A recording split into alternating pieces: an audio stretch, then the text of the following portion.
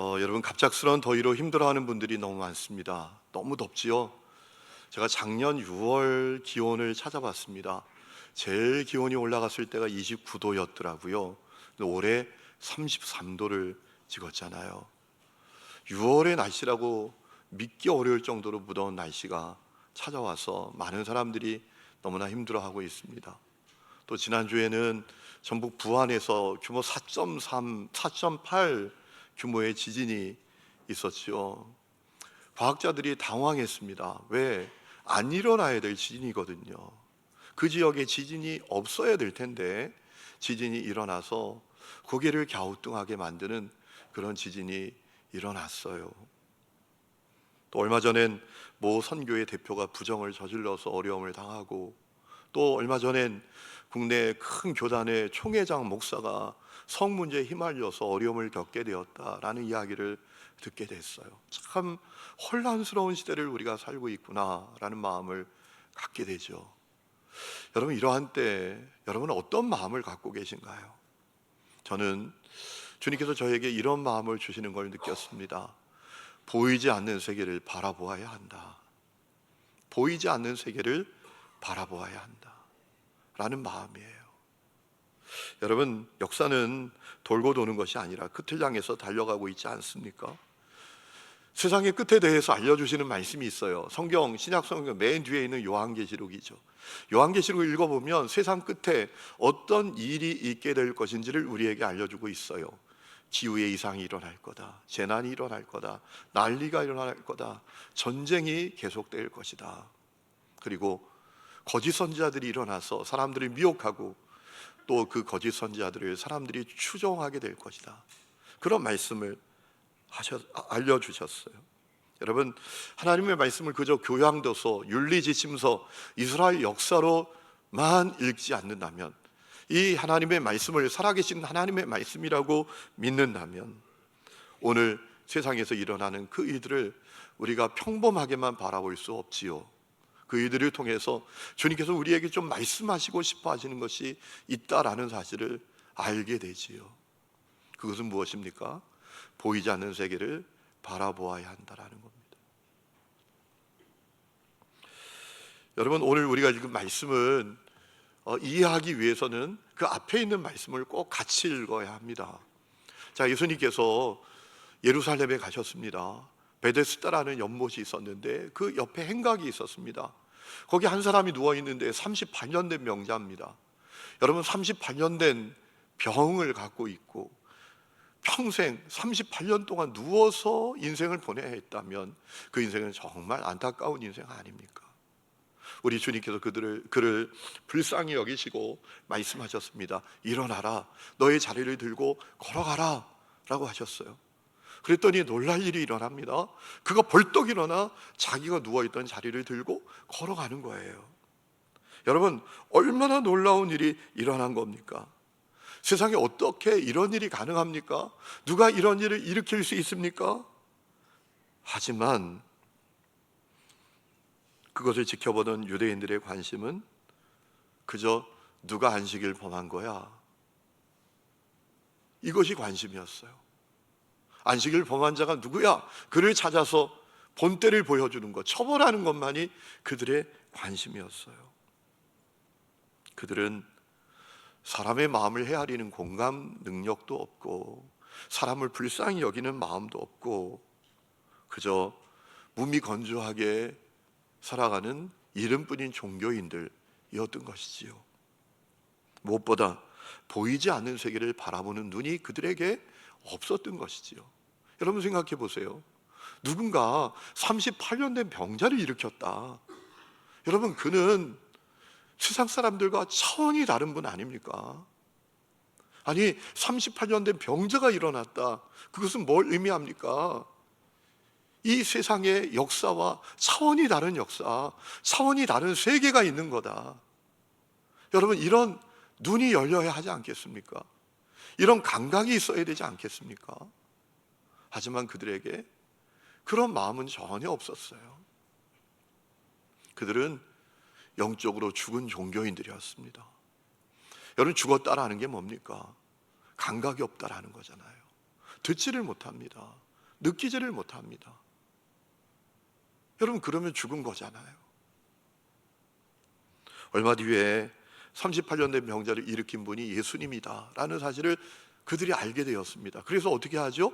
예수님 죽이려고 해요. 안식일을 범한 거야? 자기를 하나님과 동등한 하나님의 아들이라고 하는 거야? 그래서 죽이려고 했단 말이에요. 여러분, 오늘 이 말씀은 바로 그때의 그 상황에 주님께서 하신 말씀이에요. 오늘 19절에 보면 그렇게 시작이 되지 않습니까? 오늘 뭐라고 시작이 됩니까? 그러므로 예수께서 그들에게 이르시되, 바로 그런 상황에 주님께서 그 유대인들에게 하신 말씀이었다라는 겁니다. 여러분, 오늘 예수님께서 하시는 말씀이 뭐예요? 이런 말씀을 하십니다. 예수님이 어떤 일을 하시는지를 알려주십니다. 예수님이 어떤 일을 하시는가? 하나님이 하신 일을 한다. 하나님이 하신 일을 보고서 그 일을 그대로 따라서 한다 라고 말씀을 하셨어요. 여러분, 19절 말씀 보세요. 여러분의 성경을 한번 보세요. 그러므로 예수께서 그들에게 이르시되 내가 진실로 진실로 너에게 이르노니 아들이 아버지께서 하시는 일을 보지 않고는 아무것도 스스로 할 수 없나니 아버지께서 행하시는 그것을 아들도 그와 같이 행하느니라 라고 했습니다. 간단하게 말하면 아들은 아버지 하나님이 하시는 일을 한다 라고 하셨어요. 여러분, 생각해 보세요. 주님께서 왜 유대인들에게 갑자기 이런 얘기를 하시죠? 여러분, 성경을 읽을 때 이 말씀을 잘 우리가 이해하고 은혜를 받을 수 있는 좋은 방법이 있는데 질문을 하면서 읽는 거예요. 아니, 예수님께서 왜 갑자기 이 사람들에게 이런 얘기를 하시죠? 당신이 무슨 일을 하시는지를 왜 말씀하시는 거죠? 그리고 하나님이 하시는 일을 당신께서 하신다고 왜 말씀하시는 거죠? 예수님께서 그들에게 묻고 싶으셨던 것이 있었던 거예요. 너희들은 아버지 하나님이 하시는 일에 관심이 있냐? 너희들의 관심은 도대체 뭐냐? 너희들의 관심이라는 것이 그저 안식일 준수하고 문자적인 율법을 준수하고 너희들이 가진 기득권 지키는 게 그것이 너희들의 관심이니? 이거 묻고 싶으셨던 거예요.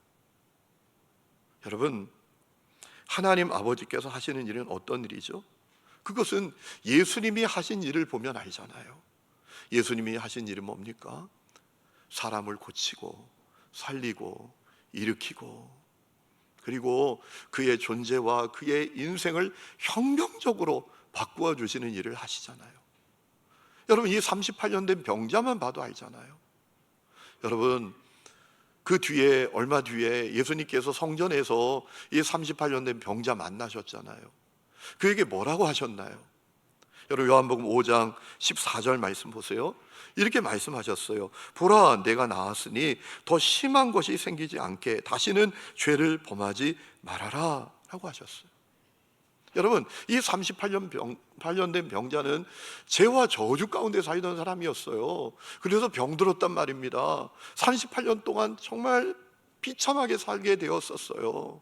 그런데 예수님 만나서 그의 인생이 완전히 달라졌어요. 그의 존재가 달라졌어요. 그는 치유를 받았어요. 누워있던 자가 일어나게 되었어요. 죄 가운데 살던 그가 거룩한 삶을 살게 되었어요. 주님께서 말씀하셨거든요. 이제 네가 나았잖아. 그러니 가서 이제 다시는 죄 짓지 마라. 이 얘기는 뭐예요? 너 맨날 죄 짓고 살았지. 너 그 삶 청산해야 돼.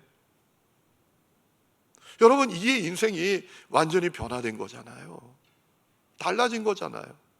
그것이 예수님이 하시는 일이에요. 예수님은 사람을 사랑하고 그를 고치고 그를 일으키고 그의 존재와 그의 운명과 그의 영혼까지 바꾸어내시는 분이 우리 주님이세요. 그것이 하나님이 하시는 일이고 예수님이 하시는 일이에요. 그래서 예수님께서 이름뿐인 종교인들인 그 유대인들에게, 아니 지금 38년 된 병자가 치유되고 그의 인생이 달라졌는데 그걸 축하는 못하고 안식일 누가 범한 거야? 누가 안식을 범한 거야? 어떤 놈이야? 찾아서 벌하려고 하고 예수님을 죽이려고 하는 그들을 향해서 묻고 싶었던 거예요. 야, 너희들의 관심은 뭐냐 도대체? 너희들은 하나님이 하시는 일에 대해서 관심이 나 있냐? 너희들의 관심이라는 게 그저 너희들이 가진 기득권, 그거 유지하는 것, 그것이 너희들의 관심 아니냐? 이렇게 묻고 싶으셨던 거예요. 성도 여러분, 그렇다면 오늘 우리는 어떤가요? 오늘 우리의 관심은 뭡니까? 우리는 하나님이 하시는 일에 대해서 관심이나 있습니까? 어제 토요일에 우리 천정은 자매님이라고 귀한 자매님 한 분이 와서 간증을 하셨어요.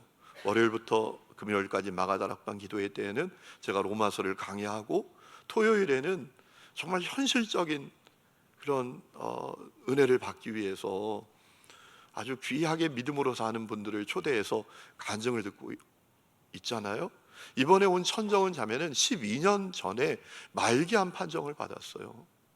몸에 뼈에 암이 있어요. 죽는다고 했어요. 그 계기로 예수님을 만났어요. 우리 12년 동안 죽지 않고 지금 살아있어요. 지금도 암이 나은 건 아닙니다. 온몸에 머리부터 발끝까지 뼛속에도 암이 다 있어요. 그런데 그 암에 굴복하지 않고 암을 친구처럼 여기고 함께 살면서 자기가 만난 예수님, 은혜, 그걸 간증하고 있어요. 정말 놀라운 자매죠. 그런데 그 자매가 간증하다가 갑자기 이런 얘기를 하는 거예요. 자기가 예수 믿기 전에 제일 밥맛 없는 사람들이 교회 다니는 사람들이었대. 제일 비호감이 교회 다니는 사람들. 자기 친한 언니가 있었는데 딱 하나 때문에 그 언니를 싫어했대요. 99가지가 좋은데 딱 하나, 교회 다니는 것 때문에. 왜 그렇게 교인들을 싫어했나? 교회 다니는 것 빼고는 자기들하고 똑같아.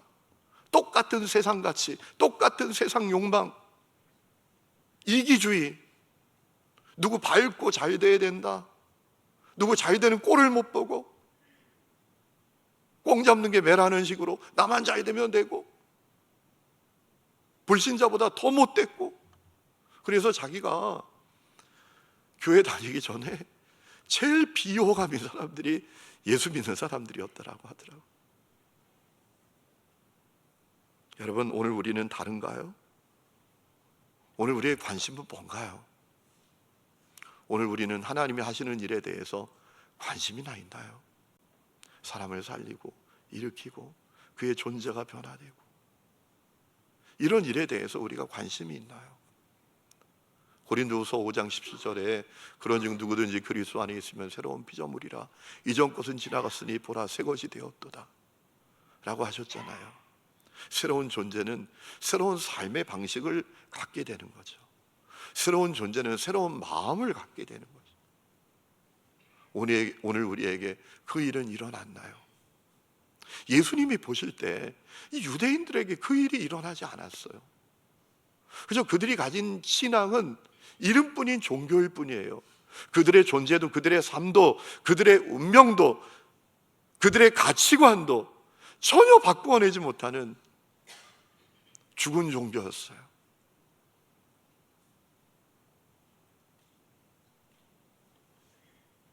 여러분, 오늘 우리는 다른가요? 오늘 말씀을 보면 예수님께서 그 말씀에 이어서 또 말씀을 하시는데요, 당신께서 아버지가 하시는 일을 할 뿐만 아니라 더 놀라운 일을 하실 것이다 라고 하셨어요. 20절 말씀 보세요. 우리 20절, 아버지께서 아들을 사랑하사 자기가 행하시는 것을 다 아들에게 보이시고 또 그보다 더 큰 일을 보이사 너희로 놀랍게 여기게 하시리라 라고 했습니다. 예수님께서 더 놀라운 일을 행하신다라는 겁니다. 그 일은 어떤 거죠? 오늘 말씀을 쭉 읽어보면 두 가지구나라는 사실을 알게 됩니다. 첫 번째는 죽은 자를 살리시는 일입니다. 21절에 아버지께서 죽은 자들을 일으켜 살리신 같이 아들도 자기가 원하는 자들을 살리느니라 라고 했습니다. 하나님께서 십자가에 매달려 죽으신 예수님을 살리신 것처럼 예수님께서도 믿는 자들을 살리신다라는 겁니다. 다시 말하면 믿는 자에게 부활을 주신다라는 겁니다. 절망의 무덤을 희망의 무덤으로 만드시겠다라는 거예요. 여러분, 요한복음 3장 16절에 요한은 이미 그 사실을 증언하지 않았습니까? 하나님이 세상을 이처럼 사랑하사 독생자를 주셨으니 이는 저를 믿는 자마다 멸망치 않고 영생을 얻게 하려 하심이니라. 누구든지 예수님 믿으면 그 믿는 자에게 부활의 몸을 주셔서 영원한 생명을 얻게 하신다고 요한은 증언했어요. 주님이 그 말씀하시는 거예요. 여러분, 기독교와 세상 종교의 차이가 뭡니까? 가장 확실한 한 가지 차이가 있는데 부활의 차이입니다.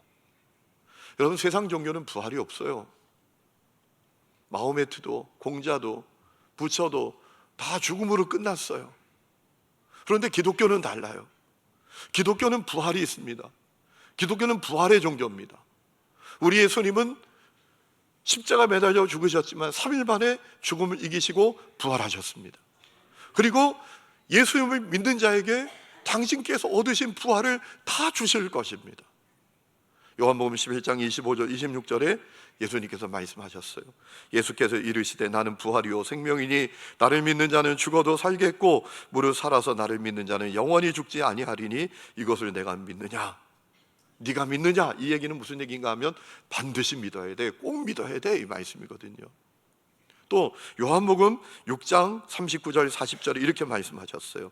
나를 보내신 이의 뜻은 내게 주신 자 중에 내가 하나도 잃어버리지 아니하고 마지막 날에 다시 살리는 이것이니라. 내 아버지의 뜻은 아들을 보고 믿는 자마다 영생을 얻는 이것이니 마지막 날에 내가 이를 다시 살리리라 하시니라. 여러분, 기독교는 부활의 종교예요. 예수님 믿는 사람은 죽음으로 끝나는 것이 아니라 부활의 몸을 입게 됩니다. 고린도서 15장 말씀을 보면 그 부활의 몸은 얼마나 영화로운지, 얼마나 신령한 몸인지 우리에게 알려주고 있어요.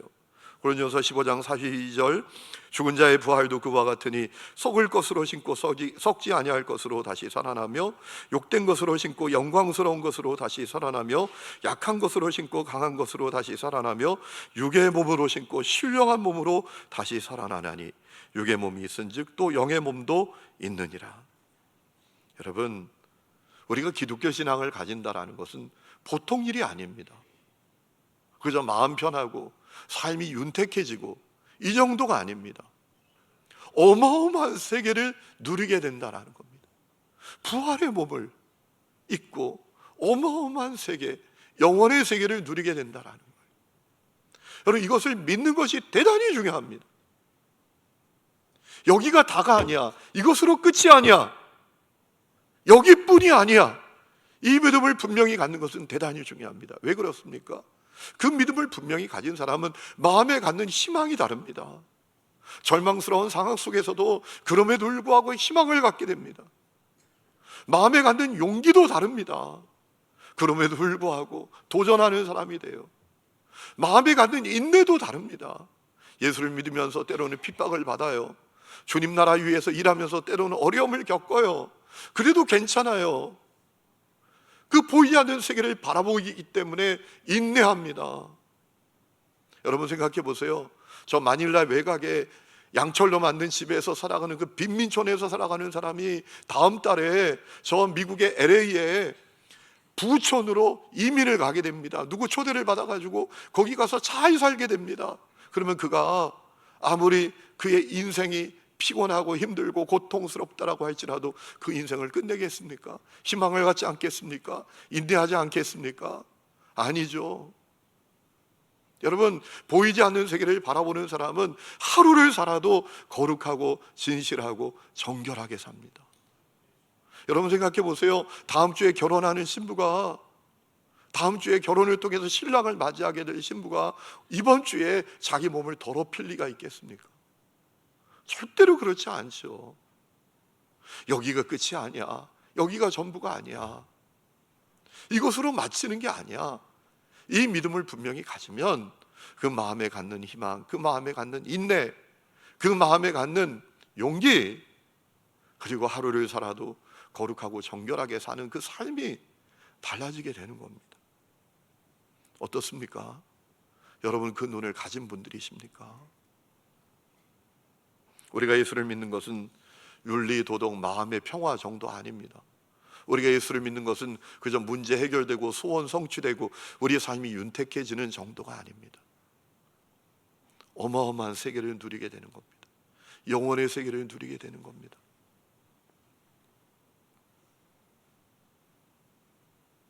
여러분, 예수님께서 두 번째로 놀라운 일을 행하셨다라고 했는데 그 일은 뭡니까?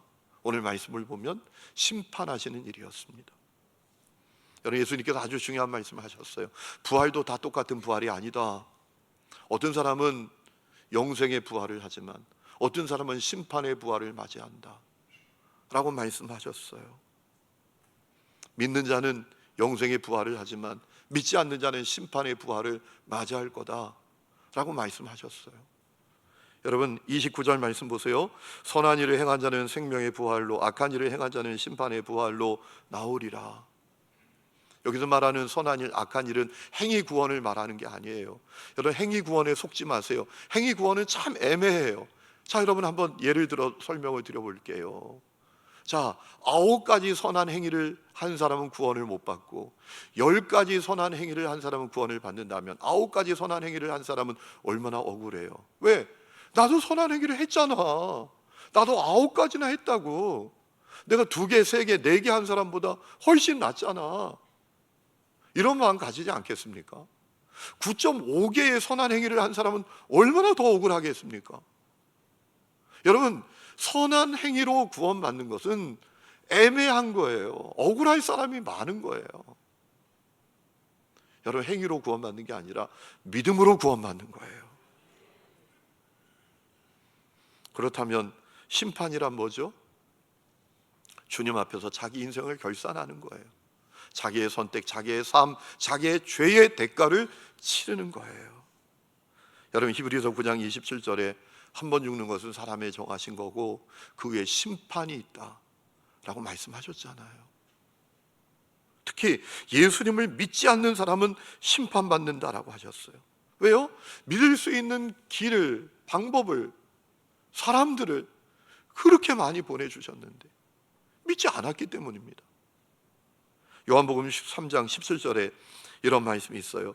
하나님이 그 아들을 세상에 보내신 것은 세상을 심판하려 하심이 아니요 그로 말미암아 세상이 구원을 받게 하려 하심이라. 그를 믿는 자는 심판을 받지 아니하는 것이요 믿지 아니하는 자는 하나님의 독생자의 이름을 믿지 아니함으로 벌써 심판을 받은 것이니라. 믿지 않는 것이 심판받을 이유라는 겁니다. 여러분, 예수님 믿으면 심판의 대상에서 제외돼요. 십자가 보혈로 그의 죄를 다 씻어주시고 가리워 주시기 때문이죠. 여러분 오늘 24절에 말씀하셨잖아요. 내가 진실로 진실로 너에게 이르노니 내 말을 듣고 또 나 보내신 이를 믿는 자는 영생을 얻었고 심판에 이르지 아니하나니 사망에서 생명으로 옮겼느니라. 여러분 우리가 예수 믿는 것은 보통 일이 아닙니다. 존재 차원이 달라지는 거예요. 사망에서 생명으로 옮겨지는 거예요. 여러분 이 옮겨지는 것이 얼마나 두려운 일인지 우리 경험했었잖아요. 코로나 때 코로나에 감염되면요 잡혀가요. 저 시설에 잡혀가서 어느 그냥 연수원 같은 데 잡혀가서 혼자 방 안에 갇혀가지고 있어야 돼요. 문 앞에 갖다 놓는 그 도시락 그거 먹으면서 누구 만나지는 못하고 이 옮겨진다는 게 얼마나 실감나는 거예요. 예수 믿는 것은 엄청난 일인데요 죽음에서 생명으로 옮겨지는 거예요. 그러면 심판의 결과는 뭐죠? 지옥입니다. 여러분 요한계시록 20장 말씀을 보면 지옥에 대한 말씀이 있습니다. 자, 이런 말씀이 있어요. 바다가 그 가운데에서 죽은 자들을 내주고, 여기서 말하는 바다는 계시록에 나오는 바다는 세상을 말합니다.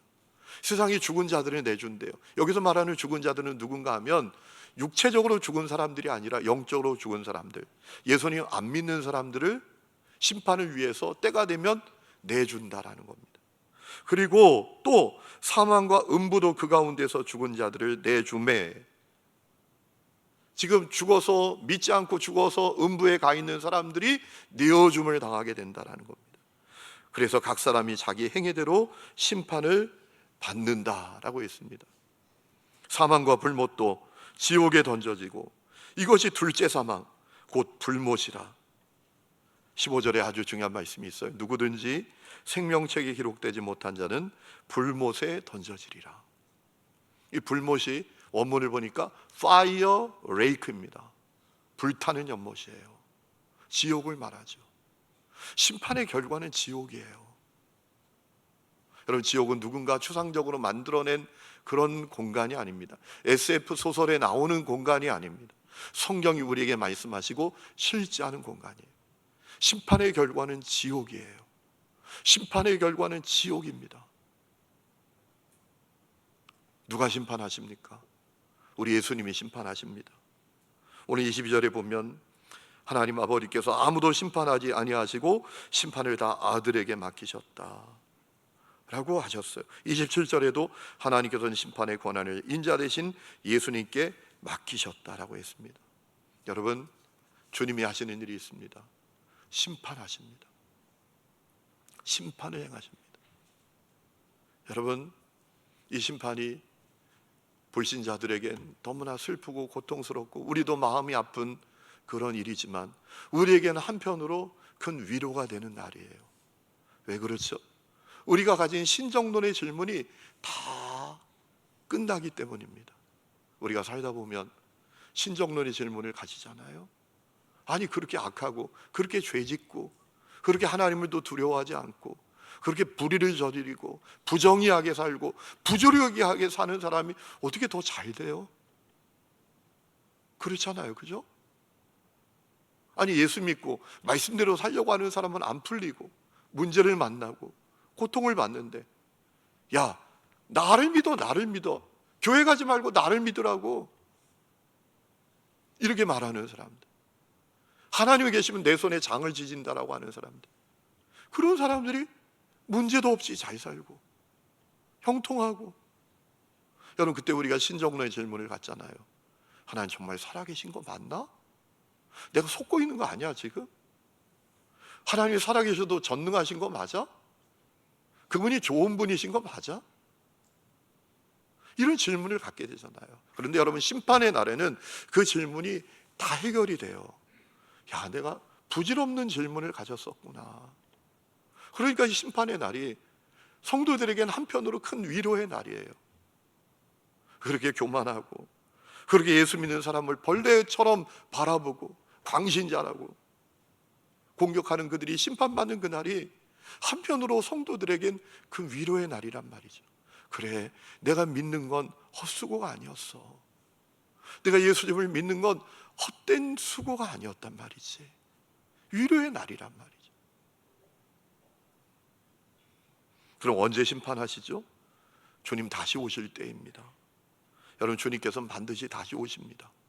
구약을 보면 예수님이 오신다, 예수님이 오신다라는 약속이 많잖아요. 그 약속이 이루어졌어요.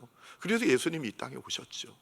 그런데 신약을 보면 약속들이 또 계속돼요. 예수님 다시 오신다, 예수님 다시 오신다. 여러분, 그 약속은 반드시 실현됩니다. 예수님 다시 오십니다. 그리고 주님 다시 오실 때 심판을 행하십니다. 믿는 자는 영생의 심판, 믿지 않는 자는 죽음의 심판 맞이하게 됩니다. 여러분, 주님께서 오늘 말씀을 보면 그 심판의 과정에 대해서 알려주셨어요. 첫 번째는 말이죠, 주님이 다시 오실 때 먼저 죽은 자들이 주님의 음성을 듣게 된다라고 하셨어요. 25절 말씀 보세요. 진실로 진실로 너에게 이르노니 죽은 자들이 하나님의 아들의 음성을 들을 때가 온다라는 거예요. 여러분, 지금 불신자들이 그렇게 말하잖아요. 야, 하나님이 어디 있냐? 하나님 계시면 한번 그 하나님의 음성을 들려줘 봐라 해라. 들으면 내가 믿을게. 그런데 여러분, 주님이 다시 오실 때는 그들이 주님의 음성을 듣는데요. 음부에 있는 사람들도, 불신자들도 듣는데요. 죽은 자들이 주님의 음성을 듣는데요. 여러분, 고린도전서 15장, 데살로니가전서 4장 16절 말씀 보면 주님이 다시 오실 때 호령이 있을 것이다 라고 했어요. 명령이 떨어질 거다라고 하셨어요. 예수님 오신다, 예수님 오신다, 명령이 떨어질 거라고 하셨거든요. 여러분, 이 심판의 과정의 첫째는요, 죽은 자들이 주님의 음성을 듣는 거예요. 지금은 못 듣는다 하잖아요. 들으면 믿는다고 하잖아요. 그런데 주님 다시 오실 땐 그들이 다 들어요. 주님 다시 오신다, 다 듣게 돼요. 그들이 엄청난 두려운 날이 될 것이죠. 그리고 사람들이 부활할 것이라고 말씀하셨어요. 25절 끝에 보세요. 듣는 자는 살아나리라. 여러분, 불신자들은 심판을 위한 부활로 살아나는 거예요. 안타까운 부활이죠. 그래서 믿는 자는 생명의 부활로, 믿지 않는 자는 심판의 부활을 맞게 될 것이죠. 여러분, 주님께서 유대인들에게 이 말씀하신 이유가 뭘까요? 간곡하게 말씀하시는 거예요. 너희들 심판의 부활을 맞으면 안 돼. 심판의 부활을 맞으면 절대 안 돼. 정신 차려야 돼. 지금 이름뿐인 종교인으로 살아갈 때가 아니야. 안식을 범한 거 문제 삼고 그거 범한 거 처벌하고 그럴 때가 아니야. 니들이 가진 기득권 유지하는 거 그거 관심일 때가 아니야 라고 말씀하셨던 것이죠. 오늘 우리에게도 말씀하시는 겁니다. 오늘 말씀이 여러분에게 어려운 말씀일 수 있어요. 그리고 눈에 보이지 않는 세계이기 때문에 이 말씀이 허무맹랑하게 들릴 수도 있어요. 그런데 여러분, 이 말씀은 확실히 이루어질 미래입니다. 왜냐하면 저는 제 얘기하지 않았어요. 어느 신학자가 한 얘기 하는 거 아닙니다. 성경, 주님의 말씀, 1.1획도 틀림없는 주님의 말씀에 있는 말씀을 증언했습니다. 오늘 여러분은 보이지 않는 세계를 바라보고 계신가요? 부활과 심판을 바라보는 눈이 여러분에게 있으신가요? 지난주에 제가 연세 많으신 권사님들 순신방을 하다가 깜짝 놀랐어요. 아니, 그분들이 제가 우리 교회 부임할 때 다 60대 초반이셨더라고요. 한창이셨던데 지금은 내일 모레 80이에요. 여러분, 시간이 쏜살같이 지나가요. 우리 인생이 영원하지 않습니다. 이 세상도 영원하지 않습니다. 인디언들은 말을 타고 달려가다가 가끔씩 말에서 내려서 뒤를 이렇게 돌아본대요. 왜 그러냐 알아봤더니 내 영혼이 잘 따라오고 있는지 점검한대요. 말을 타고 막 달리는데 내 영혼도 잘 따라오고 있는지, 내 영혼도 잘 달려오고 있는지 점검하기 위해서 인디언들은 말을 타고 가다가 가끔씩 내려서 뒤를 돌아본대요. 여러분, 바쁘게 사는 것도 중요해요. 열심히 사는 것도 중요해죠. 최선 다해서 사는 것도 중요합니다. 그런데 그 열심히 산 인생이 불거품이 되면 안 되잖아요. 저는 여러분들 모두가 보이지 않는 세계를 바라보는 눈을 열고 존귀하고 거룩한 삶을 살아갈 수 있기를 주님의 이름으로 축복합니다. 우리 이 시간에 찬양 부르고 기도하는 시간을 갖겠습니다. 믿음으로 나아가네 찬양합시다.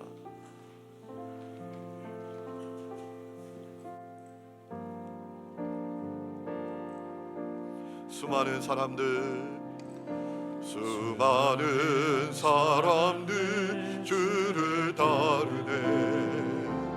자신의 연약함 가지고 수많은 눈물에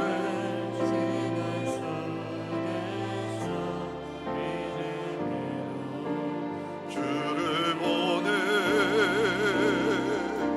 수많은 사람들 주를 따르네. 자신의 연약한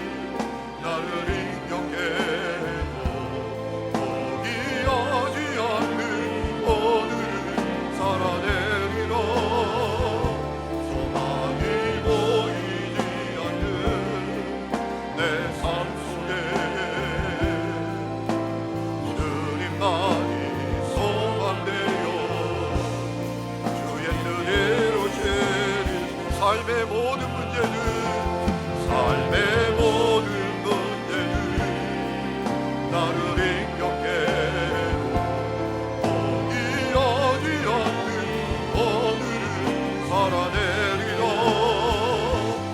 많이 보이지 않는 내 삶 속에 주님만이 소망되어 주의 뜻에 우리 다 함께 일어나서 찬양합니다. 삶의 모든 문제는 나를 힘겹게 포기하지 않는 오늘을 살아내리라. 소망이 보이지 않는 내 삶 속에 주님만이 소망되어 주의 뜻대로 한 번 더 삶의 모든 문제는 삶의 모든 문제는 나를 힘겹게 포기하지 않는 오늘을 살아내리라. 소망이 보이지 않는 내 삶 속에 주님만 소망되어 주의 뜻대로 되리라. 하나님 아버지, 우리에게 보이지 않는 그 어마어마한 세계를 바라보는 눈이 열리게 하여 주시옵소서. 주님의 행하실 부활과 심판을 바라보는 눈이 열리게 하여 주옵소서. 그리하여 때로는 힘들고 어렵고 고난을 받고 핍박을 받고 때로는 내 모든 삶을 포기하고 싶을 때가 있지만 그때에도 부활과 심판과 눈에 보이지 않지만 영원한 참으로 그 부활의 몸 하나님의 나라를 바라보며 끝까지 희망을 가지고 인내하며 승리하며 살아가는 저희 모두가 되게 하여 주시옵소서. 하나님 아버지, 우리의 가족 중에 형제 자매들 가운데 한 사람도 지옥의 심판을 받는 사람들이 없도록 하나님 구원해 주시옵소서. 나를 주님의 도구로 사용하여 주시옵소서. 하나님, 그저 내가 명목상의 그리스도인 이름뿐인 교인, 참으로 너무나 비호감의 그리스도인이 아니라 참으로 그들이 하나님의 나라에 관심을 갖고 그들이 천국에 대한 관심을 가질 수 있는 주님의 편지, 주님의 향기가 되게 하여 주시옵소서.